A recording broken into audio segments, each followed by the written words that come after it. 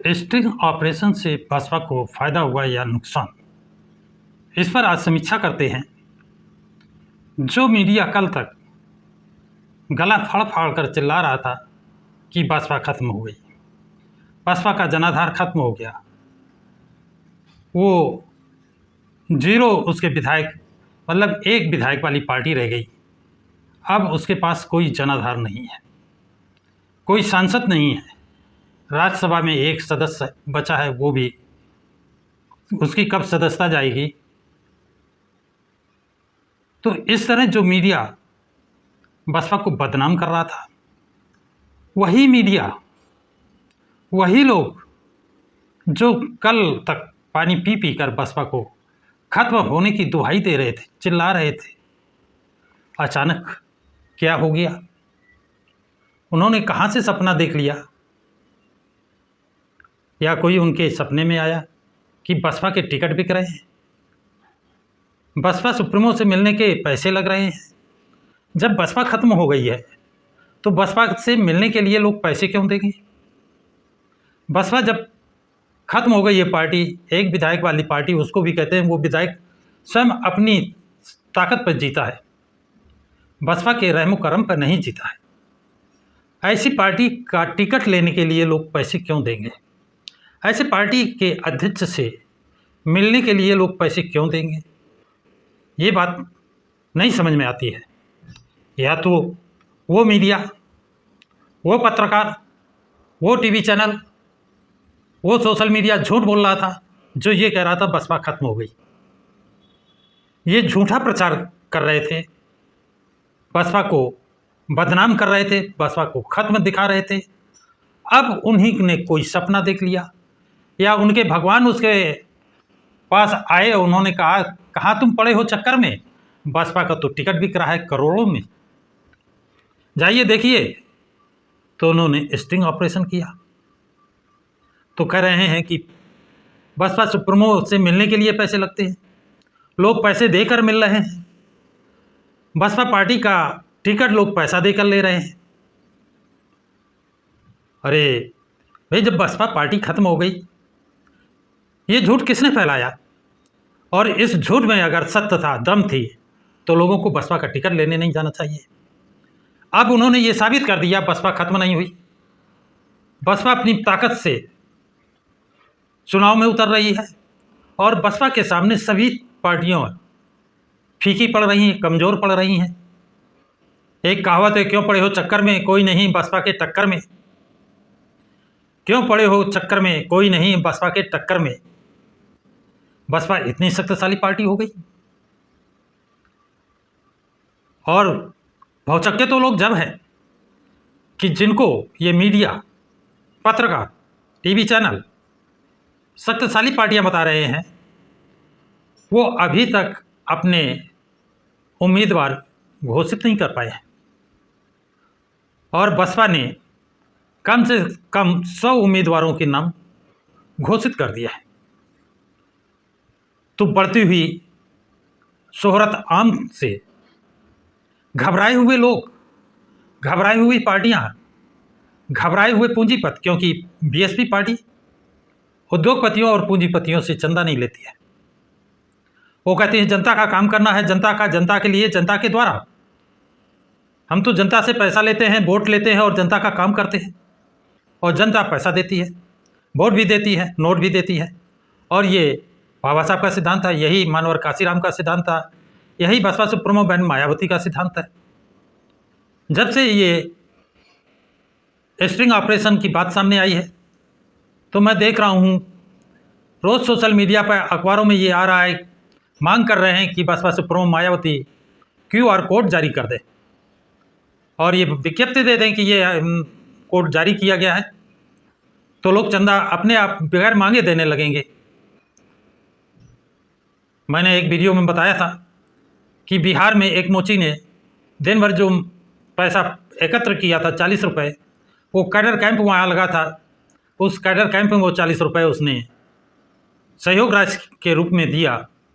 जब उन लोगों ने पूछा तुम्हारे पास खाने को कुछ ले जाने, घर में सब्जी ले जाने के लिए पैसे बचे हैं, तो उसने कहा जो कमाया था वो आपको दान दे दिया है, बहन जी के नाम दान दे दिया है, बसपा सुप्रीमो मायावती के नाम दे दिया है, उसमें मुझे कुछ नहीं चाहिए। तो बसपा को दान देने वाले, बसपा को सहयोग राशि देने वाले ऐसे लोग हैं कि दिन भर की कमाई दे देते हैं, शाम को वो क्या खाएंगे, उनके बच्चे क्या खाएंगे, या भूखे ही सो जाएंगे, इसकी उनको चिंता नहीं है। और यही चिढ़न उन लोगों को है जो उद्योगपतियों से चंदा लेते हैं, भारी भारी रकम लेते हैं, लेकिन जनता का काम नहीं करते हैं, इसलिए जनता उन्हें वोट देने का काम नहीं करती है। घबराहट किनके अंदर है, परेशानी किनके सामने है? हारता हुआ अपने आप को कौन देख रहा है? जो अपने को हारता देख रहा है, जिनकी परेशानियां बढ़ गई हैं, जिनको नोट चाहिए, वोट नहीं। इलेक्टोरल बॉन्ड द्वारा लाखों करोड़ों अरबों में रुपए चंदा में लिया गया, तो उन्हें उनके पास चंदे की कमी नहीं है।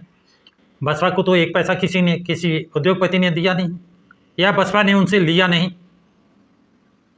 जब बसपा उद्योगपतियों से चंदा नहीं लेती है तो वो खुलेआम कहते हैं कि भाई वोट दो और नोट भी दो। और बसपा सुप्रीमो जितने भी प्रेस विज्ञप्ति जारी करती हैं उसमें आर्थिक सहयोग की मांग करती हैं। पता नहीं जिन्होंने ये स्टिंग ऑपरेशन किया है उन्होंने बसपा सुप्रीमो मायावती की प्रेस विज्ञप्ति को पढ़ा है कि नहीं पढ़ा है? उन्हें पढ़ना चाहिए।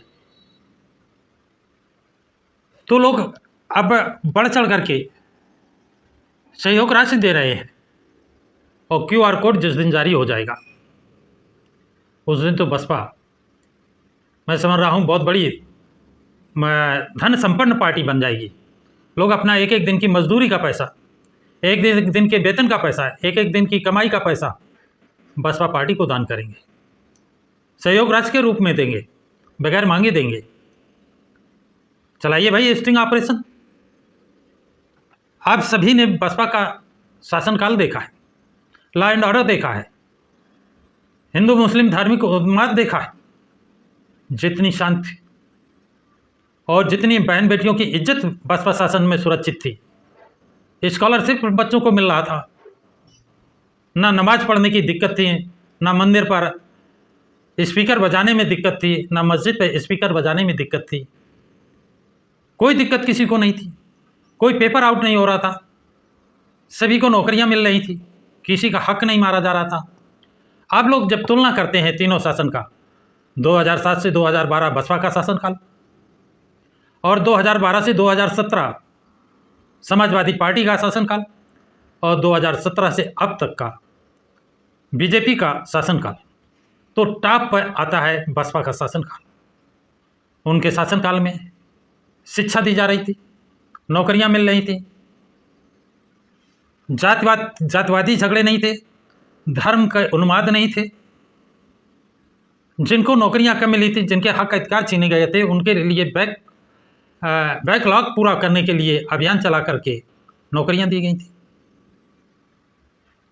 वो कौन सी सरकार थी जिसने बैकलॉग भरने पर प्रतिबंध लगाया? बैकलॉग में कौन भरे जा रहे थे? SC ST OBC।